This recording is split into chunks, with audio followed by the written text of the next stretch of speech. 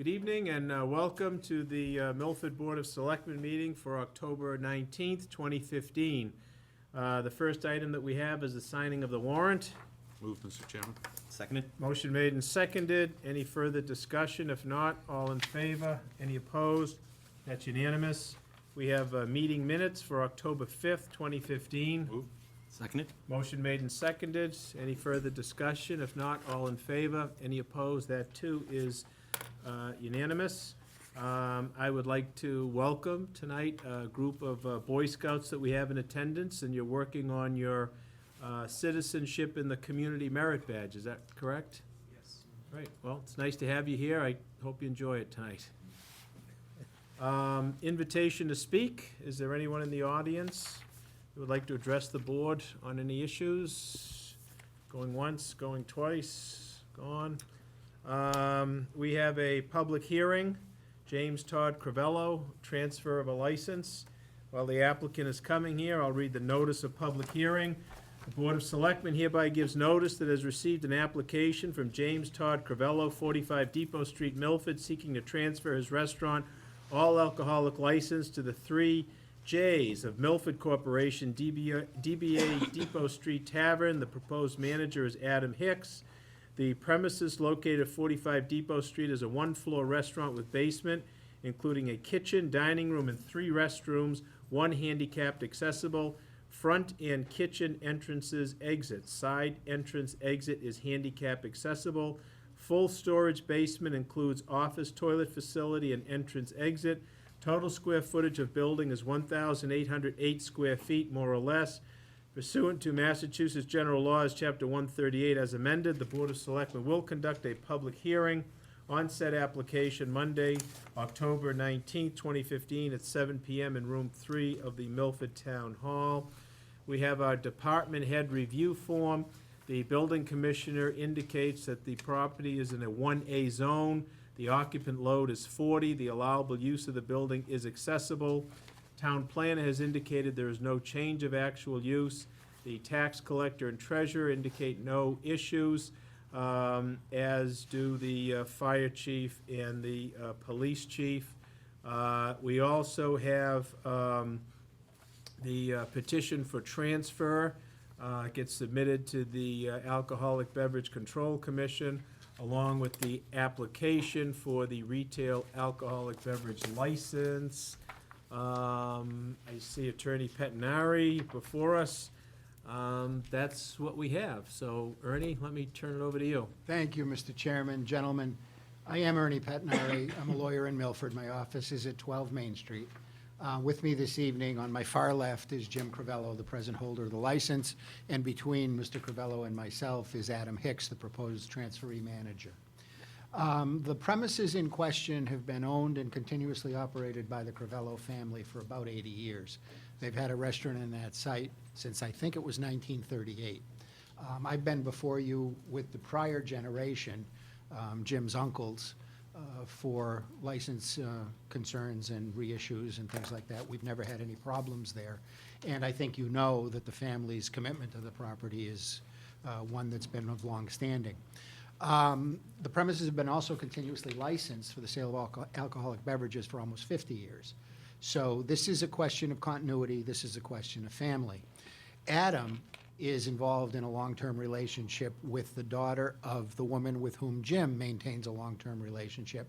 So about a year and a half ago, Adam, who's got extensive food service and food preparation background, having worked for the Sodexo Corporation for a number of years, and Jim got together with the idea that he'd like to try his hand at running the local restaurant.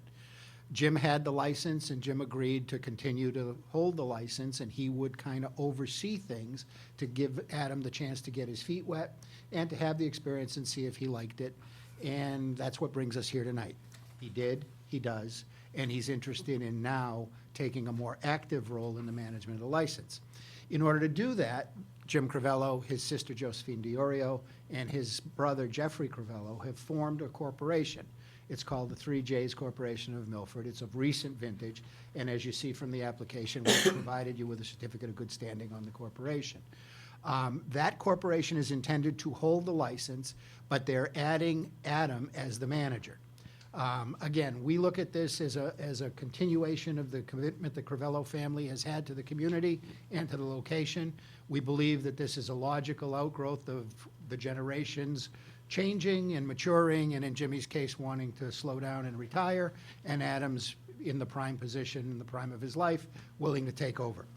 So we really think that those are the primary questions from our point of view.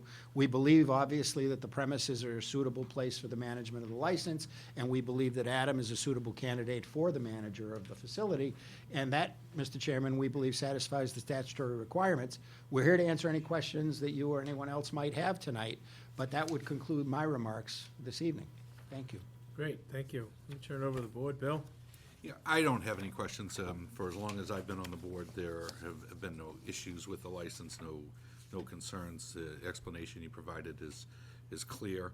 I only hear good things, and it's more businesses like Crivello's that we could use in town. They've earned that reputation. They've worked hard for that reputation over the number of years that you've talked about, since the 30s, and I don't have any questions, Mr. Chairman. Thank you. Will? Yes, Mr. Chairman. Adam, I don't have any questions either. You're involved with a great family, and you're running one heck of an establishment. I'm biased, been there a couple times, and I rolled out. I mean, you make some fantastic food. It's unbelievable. So I can't wait to be there again. Good luck. You rolled out because of the food, right? Yeah, I've only been there for lunch. Thank you for correcting. I didn't say fallout. I said rolled out. Well, if anyone hasn't been to Crivello's, on Depot Street, I would certainly encourage them to go. It's a great spot. I was there, I think it was a little bit before the summertime. I was there with Rick and some other guys. Just a great atmosphere, and the food is top-notch, so it's a great operation.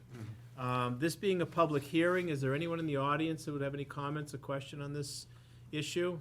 If not, Rick, what are we looking at? Is it just the motion to transfer? Do we need a separate motion to name the new manager? Yeah. Because I don't see that on the application. Maybe I missed it. The application includes a prayer in it for the appointment of the manager for the transferee. Okay. I was looking for that here, but I couldn't find it. But I'll entertain a motion, whatever's needed. Certainly, I'll make a motion for the transfer of, let me make sure I get this right, Crivello's license to the 3 J's of Milford Corporation. Also bundle with that the change in manager to Mr. Hicks. Seconded. Motion made and seconded. Any further discussion? Not? All in favor? Any opposed? That's unanimous. Thank you, gentlemen. Thank you. Thank you, and good luck with everything. Thank you very much, guys. Keep up the good work down there. It's a great Will. spot. Great spot. Sharp eye. All right. Okay, with that, right on schedule at 7:10 PM. We also have an application to transfer restaurant all alcoholic license from TGI Fridays, DBA TGA Fridays, to GC Fridays Boston. I'll read the notice of public hearing. The Board of Selectmen hereby gives notice that has received an application from TGI Fridays, Inc., 240 Fortune Boulevard, Milford, seeking to transfer their restaurant alcoholic beverage license to GC Fridays Boston, LLC, DBA TGI Fridays. The premises located at 240 Fortune Boulevard is a freestanding restaurant of approximately 5,803 square feet. Pursuant to General Laws, Chapter 138 as amended, the Board of Selectmen will conduct a public hearing on said application on Monday, October 19th, 2015, at 7:10 PM in Room 3 of the Town Hall. The department head review form indicates the building commissioner finds that it's in an IC zone, an allowable use. The occupant load is 176. The building and the restrooms are accessible. Town planner has indicated there is no change of actual use. The tax collector and the town treasurer have no issues, nor do the fire or police departments.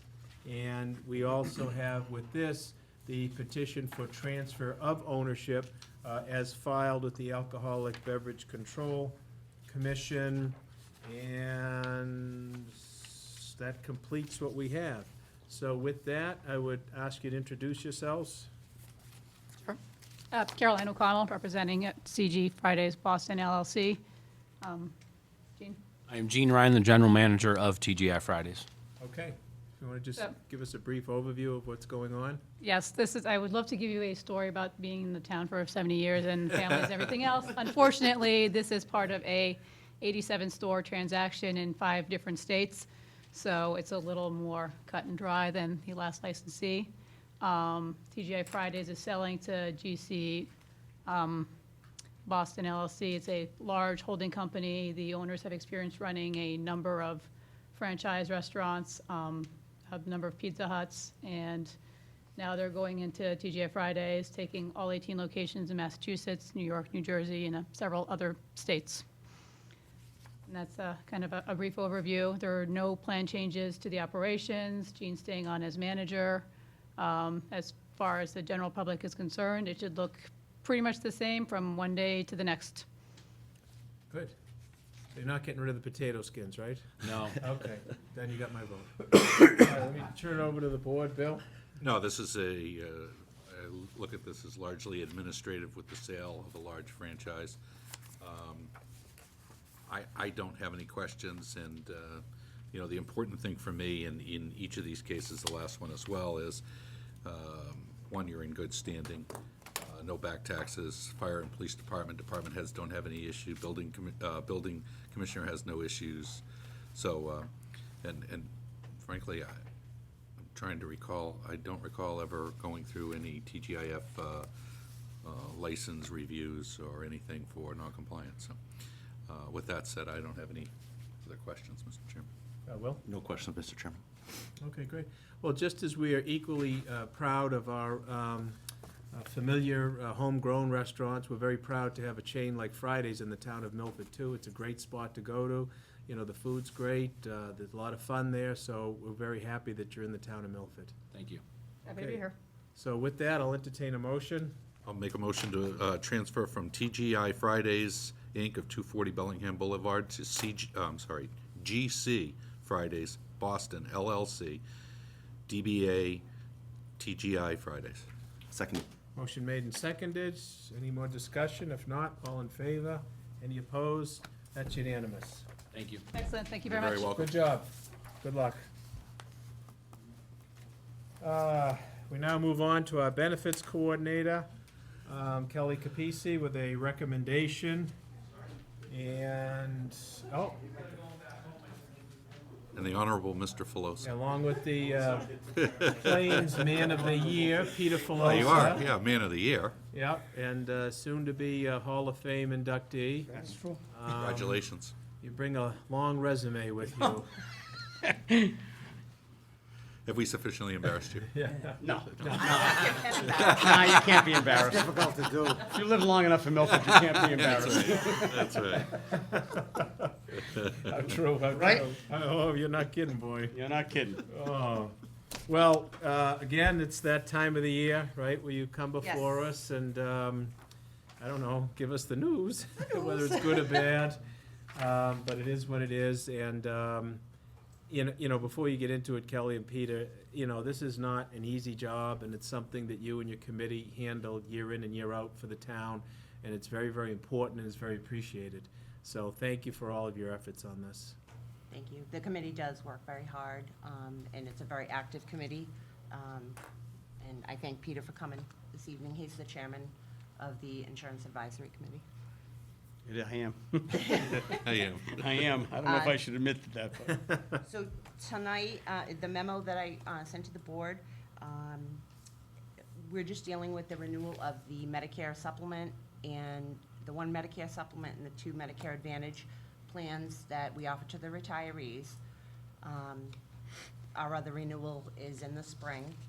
So we received renewal quotes from Blue Cross, Tufts, and Fallon for our, the 3 plans that we currently offer.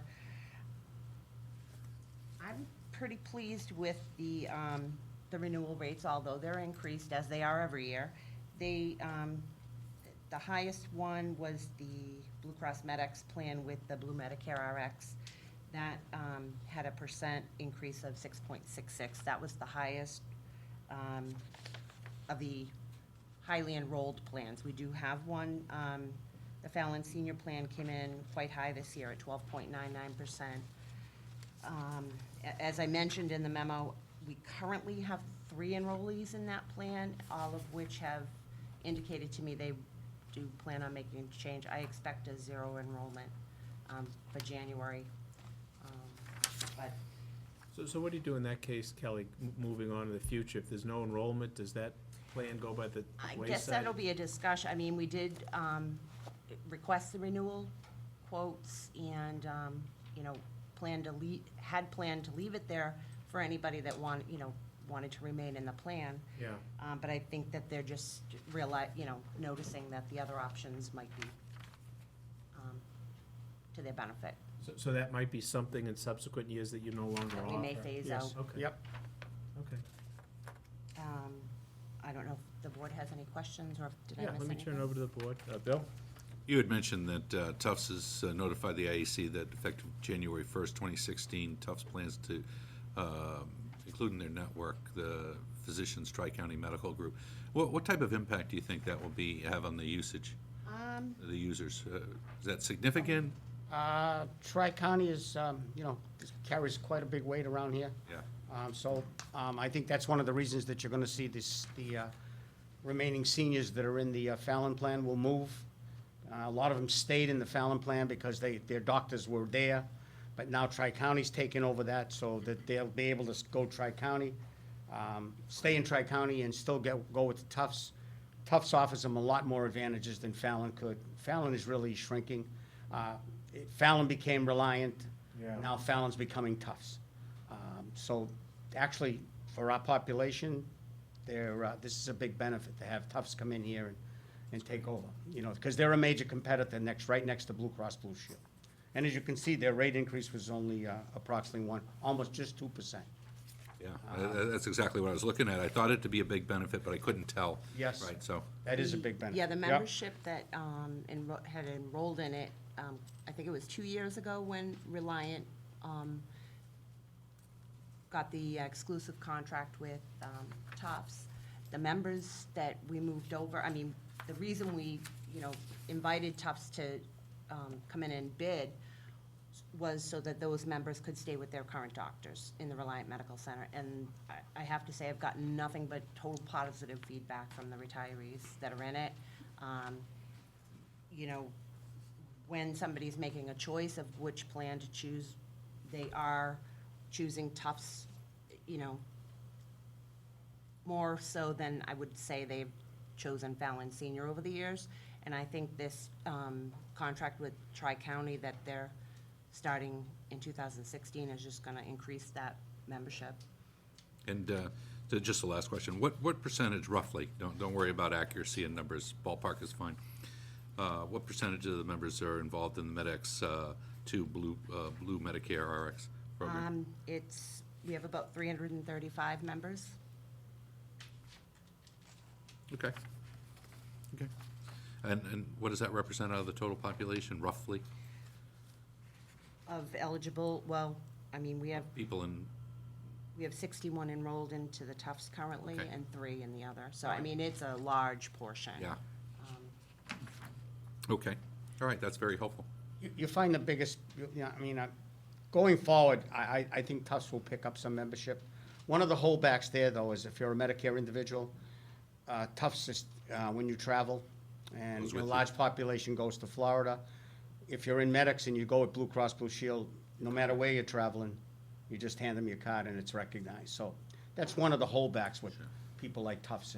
But they're very happy. We have no complaints from the seniors in either plan. So, Good. Thank you. Again, just want to reiterate what the chairman said is thank you for your hard work. We know that you're working for the benefit of a lot of others. this is an easy one. This is the easy The one in the yeah. spring is not quite, it's not quite as That's where the easy. heavy lifting is, right? Yeah, that's the heavy lifting, yes. Okay, thank you. And Peter will come back for that meeting, Yeah, I will. I'm sure. Good. Will? Thank you, Mr. Chairman. No, you actually just answered a couple of my questions, so again, thank you, just to echo my colleagues, great work. Yeah, no, so it seems to make sense, so you'll probably see a little bit more carryover to the Tufts. I would think so, you I know, would think because so, renewal now definitely. is when they can make their switches right now, you know? Yeah. And I think if somebody might have been in, had gone with medics, and now, because they were Tri-County and they couldn't stay, they have an opportunity to go to Tufts now because they pick up their doctors, so, And they're obviously both good, solid plans. solid plans, Definitely. yes. Good. Yeah. All right, so is there a motion? There is. I'd like to make a motion to approve the insurance rate approval as outlined on the October 15th, 2015 memo by Kelly Capice and reviewed by the Insurance Advisory Committee. Seconded. Motion made and seconded. Any further discussion? If not, all in favor? Any opposed? That is unanimous. Great. Thank Thank you you. very much. Thank you. Thank you. Have a good night. Thank you, Kelly. Thank you, Peter. Okay, that concludes our public hearings and scheduled appointments. We'll go to the town administrator's report. Rick? Yes, thank you, Mr. Chairman. I'd like to report on the snowstorm federal disaster assistance. Massachusetts Emergency Management Agency, MEMA, has informed the town we will be receiving the amount of $139,903.56 in federal disaster assistance for the numerous winter snowstorms. I want to commend Finance Director Zach Taylor, Fire Chief Bill Toohey, and Highway Surveyor Scott Christofouli for their hard work in completing the necessary documentation to receive this reimbursement. It was a great deal of paperwork involved in this. I want to report also on the Breaking AIDS ride. We received a very nice email from the organizers of the ride thanking the town for allowing the ride to pass through Milford. I was informed the ride raised over $275,000 for Housing Works, an organization dedicated to eradicating the dual crisis of homelessness and AIDS. I'm also informed additional money is still being donated. We have a report from National Grid. They will be doing work along the Upper Charles Trail. They've informed Parks Director Mike Brashani and myself that they will be performing maintenance work on their line. This is a line that runs parallel to the Upper Charles Trail. Most of the work will be done from pads that are close to but off the bike path. They will have a safety spotter on site to assist with public safety. They do anticipate short times when they will need to restrict bike and foot traffic while equipment will be driven on and off the bike path to access the pad locations. During these times, they will use escorts and police details as needed. This work will be done from 7 a.m. to 5 p.m., 7 days per week, from November 9th to November 19th, and from December 14th to December 24th. They have indicated they will keep us updated should anything change in that regard. And the final bit of news is on the Town Hall gutter and snow guard project. I'm happy to report the project will be completed tomorrow with a final inspection to be done by Rich Gorham from Russo Bar, who's our design architect. As you may recall, the work included the installation of lead copper gutters, downspouts, roof edge aprons, valleys, reflashing around the tower base, snow guards, and a snow melt system over the entrances at Town Hall. I want to commend Town Engineer Vonnie Reese and Maintenance Supervisor Carlos Benjamin for their assistance in overseeing this what I found would be a very unique project. That's all I have tonight, Mr. Chairman. Okay. Bill, any questions, comments? Yeah, just a thought on the National Grid access to the bike trail. I don't know where easements exist or where they don't, or how much they need to move heavy equipment on the trail. I get a little concerned because that's not even something we do, right? In terms of, I've seen the size of their vehicles and Right. the trail. And the only thing I have concern over is as contractors come into work, they come into work on their property, they cross our land. I just want to make sure that there's sufficient spotters or somebody present from the town to make sure that there isn't any heavy equipment damage as a result of it. That can naturally occur, not as a result of poor driving skills or anything else, but, that trail wasn't built like a major highway, and those trucks are very heavy. So I just have concerns about that, and I just don't know what accommodations or thoughts have gone into how that work could be done and make sure that we have somebody present. I don't know how that would be done, but I can reach out to them and get some more information on that to make Yeah. sure that that's done. I don't know whether it's somebody from the highway department. They mentioned having police, but they're gonna be crisscrossing, I'm guessing, and driving along the trail, and we worked hard, the community worked hard, Reno and a lot of other people, friends of the trail, worked hard to keep that up, and I just worry about heavy equipment on Sure. it, that's all, Yep. so, Okay. if you let us know. That's Absolutely. all I have. Okay. Will? Yeah, thank you, Mr. Chairman. Rick, thank you for the report. I actually, my only question and comment is outside of what you reported. Just because a few months have gone by, and I know obviously we'll be talking about the vacancy in John Erickson's office later on. Yes. But while obviously things are still going on and the clock's still ticking, can you just, and I'll reach out to him as well, but I wouldn't want to do that without talking to you first here. I would like to take another walk through, if I could, with the sure. task force. Yep. And he just told me just to let you know, every 3 or 4 months or so, because I'd like to see the Carroll Street and Hayward and that area, if I could. Sure, absolutely. And then once you say it's good, I'll reach out to him and make the arrangements, or if that's all right. Absolutely. All right, Yep. thank you. Rick, on the, was it the MEMA grant or FEMA, the 139,000? It's actually, the money comes from the FEMA, but MEMA is the one who submits the application and works with us. Is that the number that we had anticipated? Was that Yes, what's the- you're actually eligible for about 75% of what they call your eligible costs. Our eligible costs are, I don't have the exact number, we're about 189,000 Yeah, and okay. change. So, actually, 186,538 were our eligible costs. Yes, so Scott and the chief and Zach and I are happy with that number. Okay, great, so that's the number they targeted, and that's the number we got. Correct. Yeah, okay, that is good work, because it's not easy, but they did a nice job doing that. Okay, let's move on to old business. The first thing that we have is a review of the articles for Monday night's town meeting. Generally, this is an opportunity for our board to review the articles. If there are any articles that we want to discuss, obviously now's the time to do it. If the board would like to take a vote to either support or not support an article, now's the time to do it.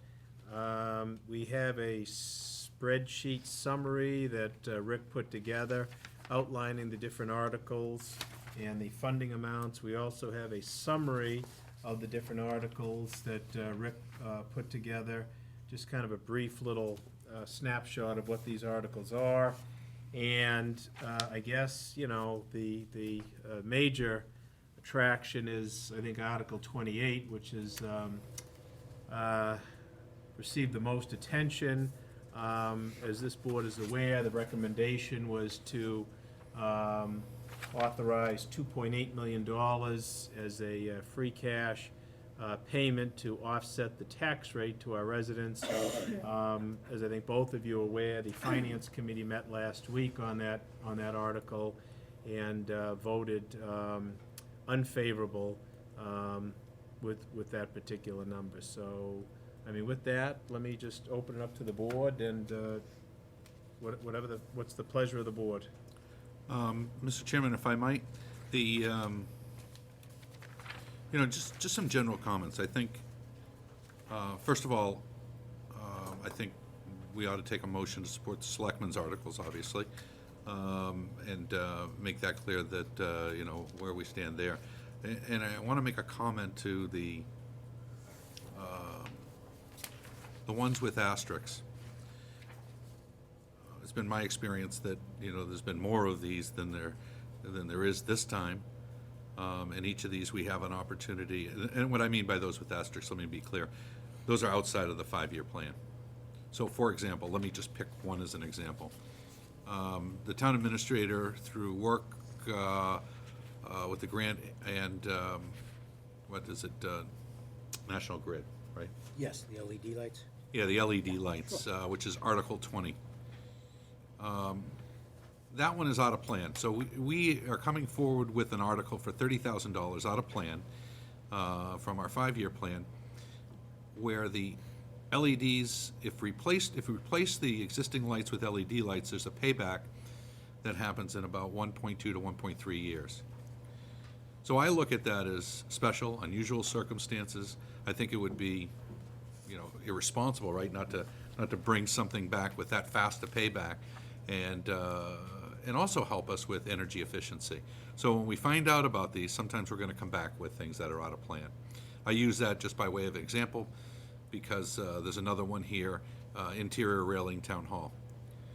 Rick brought it to our attention. He's in the building every day.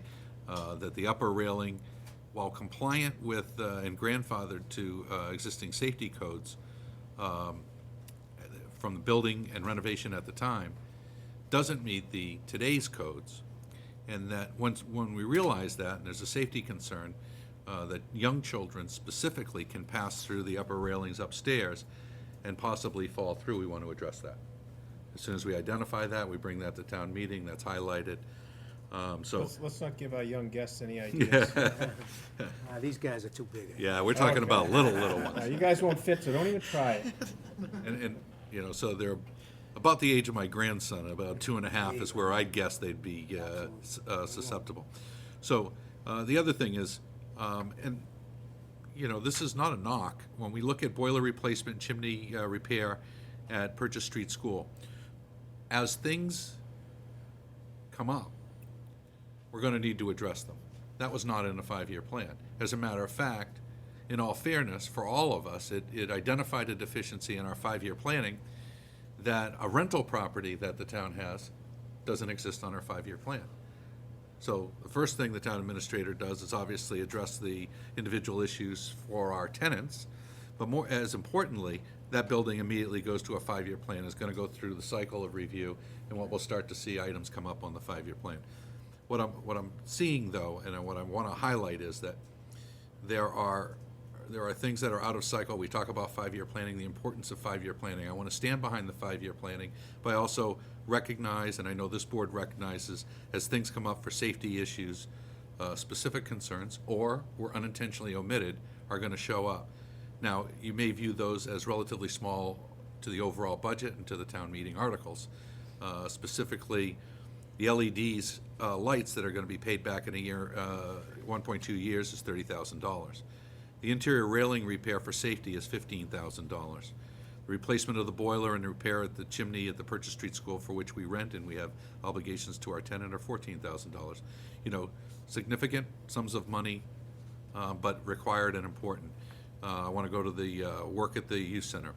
While the work at the youth center was not in our 5-year plan, it was a roughly $5 million article to renovate that building as things come up that are unforeseen, or as the project goes over budget for whatever reason. I think it's important that we complete that work while it's in the repair cycle, while the contractors are here, and we get the necessary generator and some of the things that, Brian, you've articulated in FinCom meetings and other venues. So that is, and as it turns out, with the lion's share of the out-of-budget requests, we have, the Board of Selectmen specifically have 4 of those. The last one that I see here is a replacement of a fence damaged in the snow, and that's $12,000. So, first, I just want to highlight the good work that's going on. It's getting better because there's better planning, better 5-year planning, and I'm hopeful that there's less the things that come in outside of the 5-year plan, and I expect there would be. So the first motion I'd like to make, Mr. Chairman, is to make a motion to support the articles that exist from the Board of Selectmen so that it's unambiguous, and that's specifically Articles 21, 22, 20, 15, 14, 28, 6, 23, 8, 9, and 19. Okay, motion made. Is there a second? Second. Motion made and seconded to recommend favorable on the articles as enumerated. Any further discussion? If not, all in favor? Any opposed? That's unanimous. The next ones I would pick, Mr. Chairman, are to support the articles as drafted for our legal department. One rescinds some of the Article 38 general bylaws as it relates to sex offender restrictions, and Attorney Moody can better articulate what areas of that bylaw have been deemed unconstitutional or have been challenged in court and otherwise need to be amended to be consistent with current laws. Consultants for the Milford Water Company acquisition, I couldn't feel stronger that we continue on with that process. And we'll be amending Article 15, general laws, adult entertainment. So I'd like to make a motion to support the articles for the legal department. Your second? Seconded. Motion made and seconded to recommend favorable action on Articles 5, 18, and 16.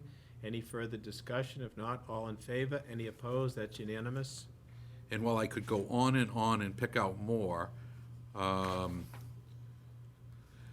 do want to just pick out at least of the jurisdiction of the departments within our jurisdiction, the articles for the fire chief and police chief. That's specifically replacement of heater controls, computers, and staff car. Is there a second on that? Seconded. Okay, motion made and seconded to recommend favorable action on Articles 24, 12, and 11. Any discussion? If not, all in favor? Any opposed? That's unanimous. That's all I have, Mr. Chairman. Okay. Will, any comments or questions? The only thing I wanted to comment on, which you spoke of briefly, was the discussion at the FinCom about the offsetting of the tax rate. Article 28? Article 28, yeah, Okay, thank yeah. you. No, I just wanted to add for the folks that are maybe watching, or for our audience here today, that obviously either didn't see the meeting or weren't there. I just want to say that regardless of the how the vote went or what the discussion was, it was a very respectful conversation. I was actually not surprised by any stretch. It's a class act of men and our lady Joyce, and I have a lot of respect for all of them. And again, I want to stress that even when they may have taken on a different stance and their board was divided, it was a very respectful conversation and dialogue. And it was very, I think Aldo put it best as kind of like our elder statesman. It was a philosophical conversation, and I just wanted to say that. I thought the Vice Chair, Chris Moran, did a phenomenal job of running the meeting, and it was just, I can't say it enough, it was a good dialogue, and regardless of how town meeting supports it or decides where to go, I was very happy with how the conversation went and everyone's demeanor, regardless of the side they were on. Okay, All right, thank you, Mr. Chair. very good. Okay, well, we look forward to next Monday night. The next item that we have is the sign bylaw.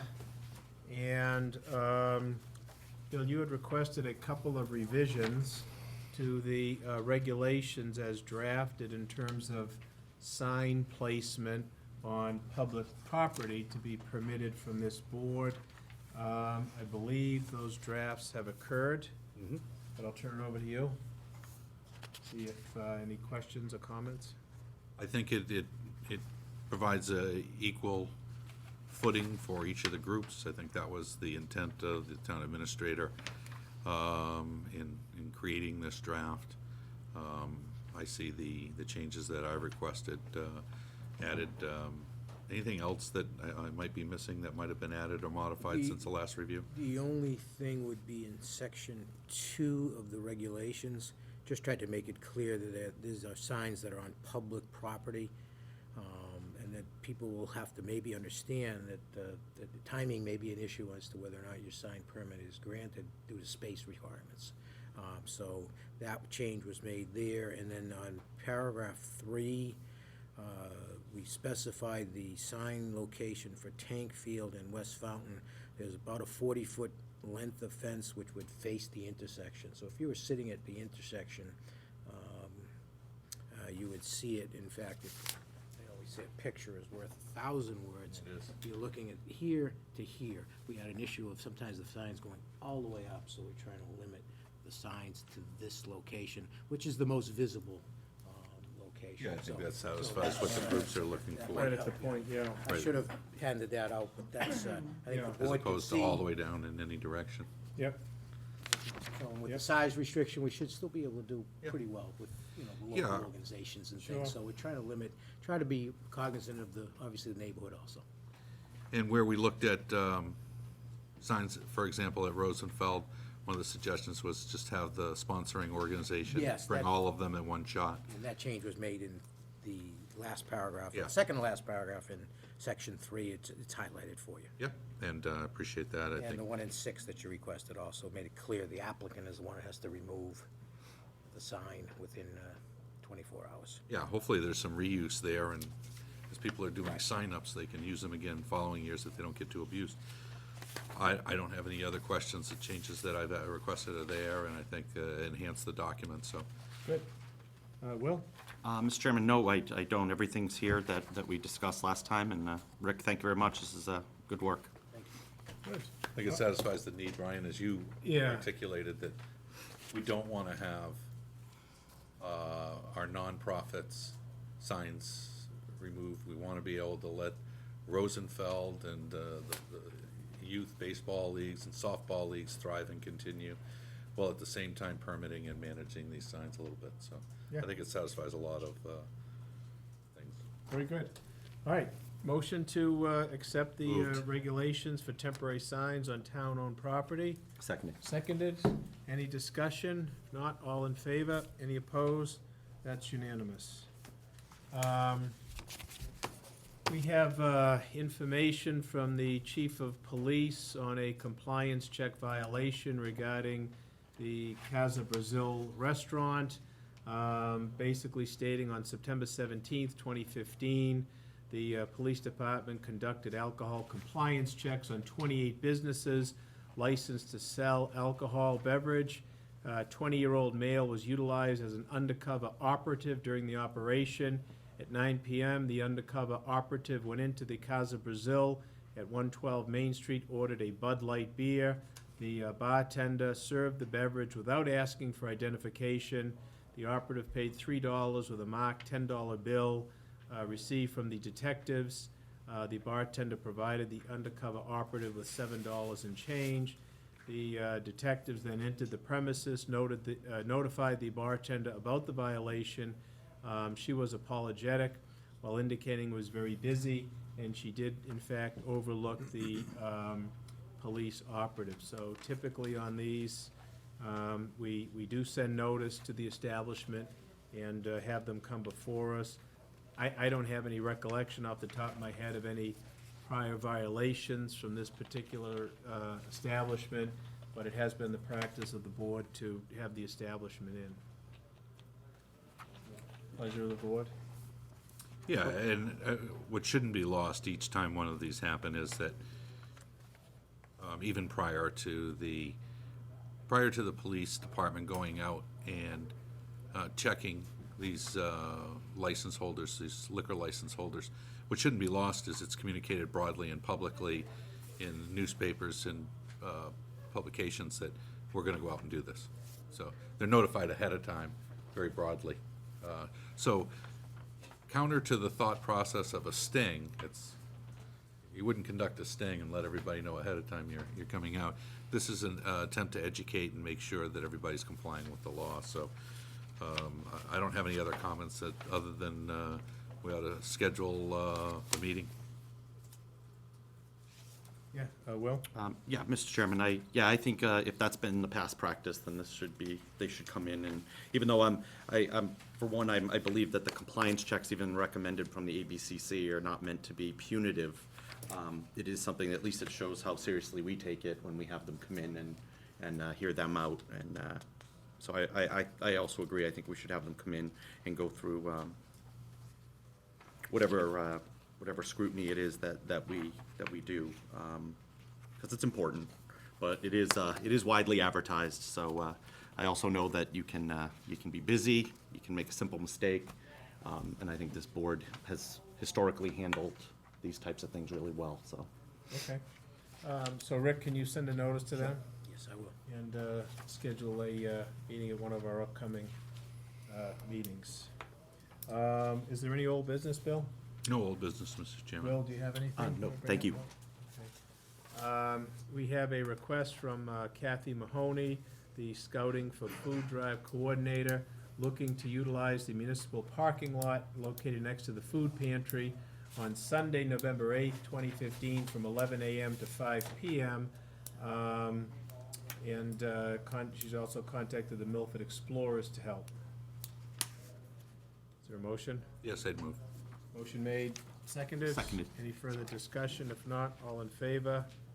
Any opposed? That's unanimous. We have a permit to obstruct application, and this is from the Milford Kerman Firefighters Association for the annual Santa Parade. which will be Sunday, December 6th, stepping off at 4 p.m. from Veterans Memorial Drive in Hannaford Supermarket parking lot. Proceed on 109 Route 16 to the end at Main and Congress in front of the police station. Motion? I think I'd have to be in favor of Santa Claus, Mr. Chairman. Seconded. No one here is voting against Santa Claus. Let me tell you that right now. That's unanimous. We don't want to get coal in our stockings. We have notice from the highway I surveyor. may, Mr. Chairman? Yep. Just Yep, yep. for the firefighters, Oh, and yeah. also, they kind of threw a new wrinkle at us this year. Oh. Okay. They're gonna have a permit to obstruct, I believe. They want to have a 2-mile road race, and they're gonna begin 10 minutes prior to the parade. Feeling would Oh. be that they'd have a nice little crowd to cheer on the runners. The race will begin at Birch Street. The fire station proceed along the parade route and end at Spruce Street. They're partnering with Tri-Valley Front Runners, and the proceeds benefit the firefighters' general fund and related local charities. So we believe we have a permit to obstruct in there that, police chief has signed off. So something they're gonna try this year, something a little different. Yep. So I just wanted to see if we And could that's get at, it. oh, I see, at 3:50. Okay, yes, that's great, thank you. I'm sorry I missed That's that. okay. Thank It's you. all really a permit to obstruct when you think of a It is, parade, sure. right? Right, right. And, yeah, that was clear, thank you. The application was Just a little wrinkle, that's all. All right, clear. so No, we it's will, good. be We'll see how that unanimous- works. Unanimous vote on that also. The email from Highway Surveyor indicates that Scott Crisafulli's department recently received a FEMA hazard mitigation grant for a new generator at the Highway Department facility, and the request is that the electrical and building permit fees be waived for the project. I'd move, Mr. Chairman, to waive those fees. Motion Seconded. made, seconded, all in favor, any opposed, that too is unanimous. The Milford VFW has requested a permit to obstruct the sidewalk to set up small tables and sell artificial poppies for the annual charity drive. 2 stores have allowed the group to sell poppies, Stop and Shop and Big Lots on November 6th, 7th, and 8th, 9 a.m. to 6 p.m. Move, Mr. Chairman. Seconded. Motion made and seconded, all in favor, any opposed, unanimous. We have correspondence from John Pillar, the Director of Veteran Services, inviting this board to participate in the annual Veterans Day Parade, which is being held on Wednesday, November 11th, 2015. The assembly takes place at 9:30 a.m. at Stop and Shop parking lot, and step-off is 10 a.m.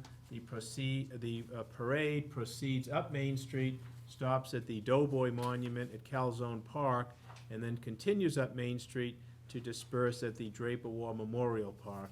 And we have an application for a permit to obstruct on that. Move, Mr. Chairman. Seconded. Motion made and seconded, all in favor, any opposed, that's unanimous. Any new business, Bill? No new business. Will? No, Mr. Chair. Okay. We received the quarterly report from the police department regarding annual license establishments, the activity report. Now, keep in mind that this runs from January 1, 2015 through September 30th, 2015. The last report we did get, however, was through June 30th. So the only new activity is going to be showing up from June 30th to September 30th. So turn out to the board. Is there any items that you'd like to raise or discuss? No, I think Bill? we've talked about a lot of the items of concern. You know, I do want to say this, you know, I'm encouraged by some of the items in this report in the sense that we have, it's an indication to me that our police chief and our police department is working closely with these businesses. Because when there are issues that are suspect in a parking area, for example, they're called in. And whether they turn out to be major or minor, many of these are minor, it's still, they involve the police. They're not hesitant to call the police. I know there was a period of time where business owners were concerned about calling because they'd make this list, and therefore, if we were just counting items on a list, this is the right way to handle it. This is the right way to address it, and I'm encouraged by what I see. We've talked at length about the hypodermic needle and syringe issues that we see cropping up here. I think it's indicative of very serious and growing trend. People with opiate addictions. I see a great deal happening from the governor, working with treatment facilities to get those folks into treatment. And I also see a great deal from our police departments, interacting with state and federal agencies, working on getting the people who are supplying and controlling and managing the control of the distribution of this off the street. So I'm encouraged by some of that. I'm not sure, I hope that we see the end of this soon, but that's my only comments. I know we've talked about it, but. Okay, Will? Yes, Mr. Chair. Yeah, my only comment is just so, the public knows that it's amazing in this report, the majority of the activity is not at our liquor establishments. There's actually very few, if any, offenses on this report where there's liquor licenses.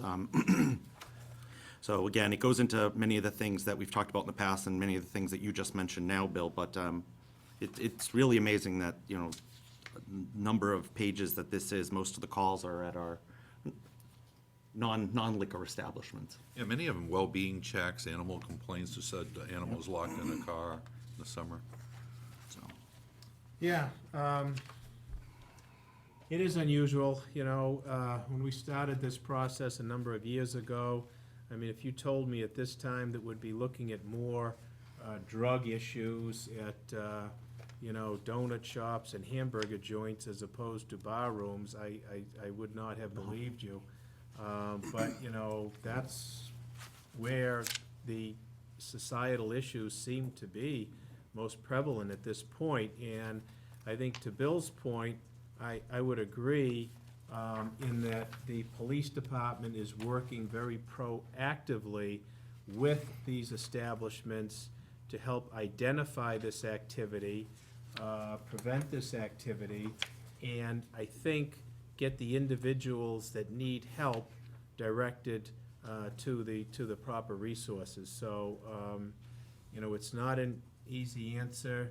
Milford, I guess, is a microcosm of what's going on across the state and across our country, and one can only hope that the tide turns. But I think on a local level, the police department is taking a positive, proactive approach to try to deal with these particular issues.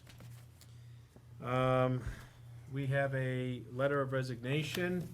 Lorianne Braza. It is with a heavy heart that she submits this letter of resignation effective Monday, October 23rd, 2015. She has accepted a position with the family business as an opportunity to further her current career goals. It was Lori's genuine pleasure to work for the town of Milford and specifically the building department during the past 10 years. The knowledge, experience, and friendships that she gained have been immeasurable. So her last day is Friday. That's this Friday, right? October 23rd. And she says her experience working for the town of Milford has been rewarding. She only wished the best for you and the entire office. The town administrator has put forth a timeline in terms of an appointment of an assistant zoning enforcement officer replacement, which is self-explanatory, and I believe there's also an updated job description along with that. Bill, questions, comments? Yeah, it's actually two parts. I'm not sure how much people know about assistant zoning enforcement or zoning enforcement, but this is an incredibly difficult job. And I want to call this out uniquely because this is a person who would otherwise be a target when they're enforcing the bylaws, enforcing, quality of life issues in neighborhoods. This is the person who tends to be the target. I think Lori uniquely served the community well for nearly 10 years. I thought she did so with the highest regard for Milford citizens. She has some very unique skills, and I don't think people clearly understand how much work she did and the quality of work. And I also don't think people understand the amount of times that Lori Braza worked with other departments, whether it had anything to do with zoning enforcement or not, to help with things like translations, simply trying to make sure that the person that came into any office that had a unique language, or not a unique, you had a language barrier, that she worked to help try to resolve. Now, I know there are others that do that as well, but I don't think people see this every day. Liz is one of them. There are others, but she did a great job, so I want to talk to that a little bit and make sure that's highlighted, because it's with deep regret that I'm going to make a motion in a second to accept that resignation. And I just want to make sure before we shift into what's the process to hire the next one, that we just take a moment to think about how hard Lori has been one of those employees that's worked so hard for the community. Well, you second. Yeah, yeah. Second the motion. Second. I'll second that. And also, Bill, I appreciate that. Lori's a very close personal friend to me and very close to my wife. My son affectionately refers to her as TT Lori. She did a great job, and I didn't envy her when she got it, because I think it's a very tough job, as you said. So I don't need to echo that, but I think she'll be missed, and it's an important position. She did a really great job. Yeah, yeah. Now, let me reiterate all of that. You did a great job, and like both of you said, it's not an easy job. You don't make a whole lot of friends. No. When you go, poking around at people's property and pointing out all the violations. And I'm sure she got some very creative fan mail. So we wish her the best going forward. So we will accept her resignation with regret. All in favor? Any opposed? That's unanimous. Bill, did you want to turn on the step going forward? I did. I'm comfortable with the timeline proposed. I would look for a way to accelerate where possible. I'm not sure it exists, but I would look for opportunity to accelerate. I think the gap is going to cause us strain. And I just want to clarify, November 16th, the conclusion of the process between town administrator and building commissioner conducting interviews is a recommendation. Is that recommendation, is it your intent to deliver one or more than one resumes? Because in the past few attempts, the recommendations have been up to 3 or 3. This position, my intent was to recommend one unless the board feels otherwise. All right, I think that might be worthy of some discussion. And the next piece is, if you could, and I looked for it a couple of times, is there anything here pointing to what I think we've learned from Lori Ann Braza in terms of the language skills she possessed and the importance of that in that office? Is it here? And I'm There's missing- nothing, no, there's nothing specific in the job description as a requirement. We did discuss that, John and I. The feeling is that may severely restrict. Obviously, that's something, obviously, it's a benefit no matter what the position in town hall or otherwise, the ability to speak a second or, in Laurie's case, a third language. Right. Was just, just an extreme plus. I did talk with Laurie about that. She felt that obviously it was an advantage for her, but she did indicate to me that it was probably about 25% advantage. So, again, there's an I advantage. would agree. I would There's agree. no way to dispute it. Obviously, if all things were equal in a candidate, and one had the language skill and the other didn't, then speaking personally for myself, I would be inclined, obviously, to choose the one that had the second or third language that could benefit the position. So we've had some discussion on that. It's not something we take lightly, and obviously, we would look for it in any candidate. I'm assuming that any candidate in their resume would certainly, if I had that ability, I would certainly highlight it, and I'm sure that any other candidate would.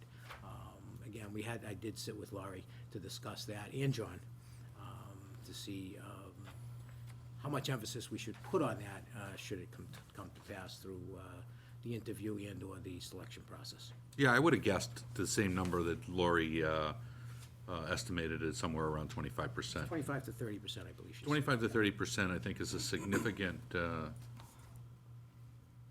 significant chunk of the work when we talk about the people that position interacts on a daily basis. Not only that, But here's my concern. Without that language skill, it's very easy for a conversation or an issue to escalate. And they're not always the most pleasant conversations to start with. So it'd be my recommendation to this board that we put in the requirement for that skill, knowing that there may be some limitation. But when we're talking about people being in the field versus being in town hall, I find that very important, very important skill, which she's demonstrated that benefit. Because you can de-escalate with the right language skills, issues that happen in the field without having to rely on calling the police department or somebody else, which might be the only way out for somebody else who can't communicate. I'm sorry. So that would be my recommendation, Mr. Chairman, that we put this in as a requirement. If I may, one other thing we did discuss, and with, is to how to, still have that benefit if we didn't get the right candidate that had that language skill. We would, as you know, a police officer walks also.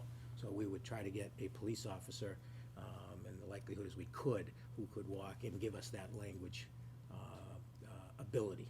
Okay, that was Laurie's, I can't take credit for it. Laurie said, and John said that that's how we might also pick up that skill. But again, there's no question the skill is an added benefit. And we've not mentioned one iota, not one word in this job description of that need or preference. Well, I was gonna say, why don't, would you wanna make it a preference? So language skills We preferred? did discuss that would be one way that. Because I don't wanna limit the applicant Just pool. afraid of limiting too much. I don't wanna limit the applicant pool, but I think notice can get put to prospective applicants that, if you have language skills, other languages, that's gonna be a preferred qualification. Yeah, it would be my preference to have that as let me say it this way, I think it's a requirement for the job. Okay, so you're. Just as the ability to work with a computer or electronic equipment, just as equally as important as the other things, some of the other things that are mentioned there, just my thoughts. And you would say what, Spanish or Portuguese? I would- or I would- just- How would you, foreign language, or what, No, I would say Spanish specifically and/or Portuguese, because I think there's enough of those populations.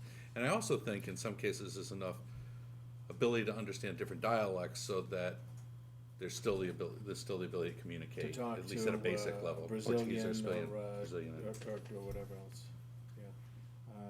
Okay, Will, what do you think on that? No, I was surprised it wasn't a preference. I don't know, I think you have to be careful when you make it a requirement. I also think this special requirement, that was what I was more actually concerned with, where it says a candidate for this position is required to have a valid Class D motor vehicles operator's license, certified local inspector, or Massachusetts supervisor's That's the license. next thing I was gonna get So to. I'm just, anytime we do this, I'm worried about pigeonholing so much that we get someone with a, possibly a foreign language, which I agree would be terrific. But then do they have the other requirements? Well, requirements are then- requirements, right? Yeah, but even these requirements, I mean, certified local inspector, Massachusetts, I mean, is that how it's been in the past? I obviously would, I mean, I don't think so. Hasn't been, again, this is the new job description with the upgrade for the personnel board and what have you. oh, okay. When was this, I see, this was done last year. This was done in November as a result of the personnel board. Okay, so this wasn't anything that came to us. No. That's gonna be more restrictive 'Cause than that anything we doesn't- do. No Yeah. question. Yeah, and again, I don't like the restriction requirements, because I think it will limit the pool. Well, can we, We could change that to a can preference. we change this job description? I mean, it's under us, right, to do it? Do we have to wait for the personnel board to do it? No, I can check with Jerry, but I think we're advertising for the position, it's a position that you are going to appoint. I mean, in terms of the certification local inspector, I would probably try to make that more flexible. If they don't have that certification, then they have the ability, skills, or Become whatever, certified. to obtain that certification. Yeah, we do that for the Within a treasurer. reasonable amount of time, whether it's 6 months or 3 months, I don't know what kind of courses are involved or whatever, but you could say within a reasonable amount of time. In terms of the foreign language, I really could go either way. I would say preferred. I think that accomplishes it. I mean, if you wanna, go further than that and say required, we can do that. You know what I'd like to see is, and what I'd like to understand is really, whether this board thinks it's that much of a benefit that we go out and look for the candidate. I think there are areas to be flexible in. I know that could add some delay. But I feel strongly that it should be a requirement. And again, for the reasons that I outlined, the ability to de-escalate. But, you know, Well, also when you consider perhaps, you know, the population that might not have an understanding of the building and zoning bylaws. yeah, just communicating those in English is hard enough, right? I mean, you think about that, right? And now communicating what it is about, and we're talking about, in large part, cultural barriers where people will move to this community from other parts of the world, where whatever they're doing here was perfectly acceptable in their country, No question about that. in high likelihood. Yeah. So, some people have taken it back by, and Lori's talked to me about a few of the circumstances, and police and others have talked to me about. I would strongly be in favor of that. I'd encourage the board to go forward to try to look for that as a requirement and see where we go. I think, as Will pointed out, I found the certification requirements far more restrictive, to be honest with you, And limiting. than anything else that, with respect to language. I think there's actually more people who are willing to get certified, who have language skills, than there are certified currently in a job, maybe looking for part-time work, that have those language skills. So I like the flexibility that we're talking about in terms of the certification and time. All right, Will? Yeah? Yes, but at the same time, I think the special requirements, whether it's a language or these other things, I think there still should be preferences. I think you should still say, hey, the ideal person is a certified local inspector or supervisor who speaks a foreign language, this, that, and the other thing. But I just get nervous, at least in my place of employment, where if we start to pigeonhole right off the bat, rather than knowing that that's what our preferences are, and then the recommendation would have to be, what's the case for a person without the language skills, without these special licenses? I just don't, you talk about the gap, which I agree with in the schedule, because going without this, John's office is gonna be even that much busier, with one less person in it. But I just don't know if we should have all these things as preferred, rather than, What did you come Well, up with? we gotta decide this tonight. Yeah, what did Because you- it's gonna be advertised on Friday, we're not meeting before then. Right. So we gotta put this to bed tonight. The notes that you made with respect to certification, how do you intend on moving forward with it? Because what I heard is, and I want to make sure everybody's aligned, is that can be somebody who can become certified, and we put the appropriate time, whether it's their first year. Yeah, I would akin that to the treasurer. I mean, he is going through you'll lock the yourself in. certification program as we speak. Yeah. And we made it mandatory that he complete that program within a certain time frame. He's Yeah. well on his way to doing that. I mean, we hire And I don't principals see like why that. We hire- can't do that Yeah. here, so I have no problem with that. The language one, we talked about that one in detail. The issue was, as Will said, would we be excluding many qualified candidates? So would we even get a decent pool of candidates if we made it mandatory that they speak Spanish and/or Well, we Portuguese? And again, we could put down under skills, foreign language skills strongly preferred. could I emphasize think it that that way. sends the message. It doesn't necessarily lock you in.